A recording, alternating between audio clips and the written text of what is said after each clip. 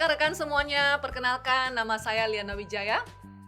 Di video pembelajaran kali ini membahas tentang pengenalan digital marketing. Istilah media dan teknologi digital bukan lagi hal yang baru.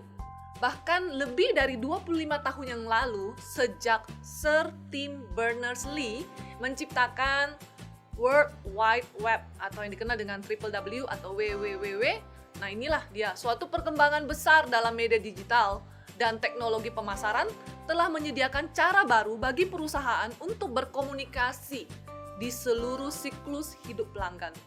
Konsumen di seluruh dunia menggunakan layanan online secara teratur untuk menemukan produk, hiburan, mencari teman, dan lain-lainnya.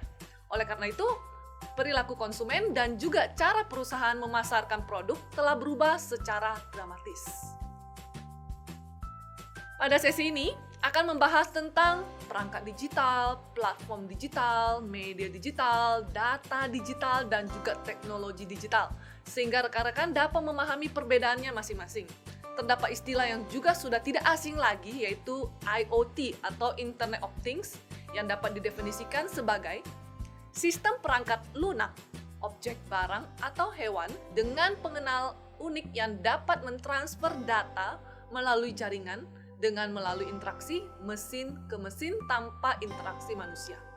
Adapun juga istilah definisi dari pemasaran digital atau digital marketing itu sendiri adalah penerapan media digital, data dan teknologi yang terintegrasi dengan komunikasi tradisional untuk mencapai tujuan pemasaran melalui penerapan media digital, data dan teknologi tersebut.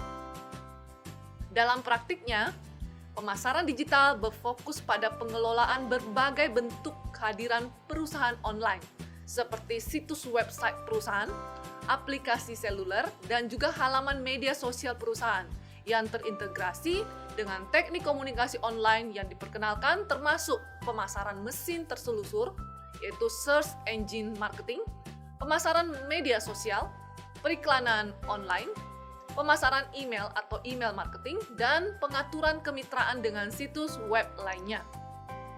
Teknik-teknik ini digunakan untuk mendukung tujuan memperoleh pelanggan baru, memberikan layanan kepada pelanggan saat ini, dan membantu mengembangkan hubungan pelanggan melalui manajemen hubungan pelanggan atau Customer Relationship Management. Namun, agar pemasaran digital berhasil, masih diperlukan integrasi dengan media tradisional seperti TV, surat langsung, dan penjualan serta dukungan yang dilakukan oleh manusia sebagai bagian dari komunikasi pemasaran multi saluran. Nah, pada sesi satu ini juga akan membahas istilah-istilah dalam pemasaran digital seperti paid media, media berbayar, owned media, media yang dimiliki, serta earned media atau media yang diperoleh. Perlu ditekankan bahwa dalam pemasaran digital, interaksi dan integrasi antara saluran digital dan saluran tradisional adalah bagian penting dari pengembangan strategi pemasaran digital. Strategi pemasaran digital pada dasarnya adalah strategi pemasaran saluran dan perlu diintegrasikan dengan saluran lainnya sebagai bagian dari pemasaran multi saluran.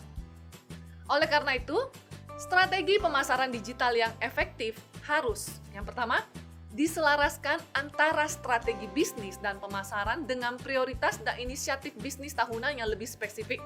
Yang kedua, menggunakan tujuan yang jelas untuk pengembangan bisnis dan juga merek perusahaan, serta kontribusi online dari calon pelanggan dan penjualan untuk saluran digital lainnya.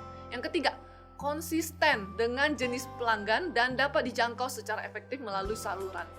Yang keempat, menentukan proposisi nilai diferensial yang menarik untuk saluran dan harus dikomunikasikan secara efektif kepada pelanggan.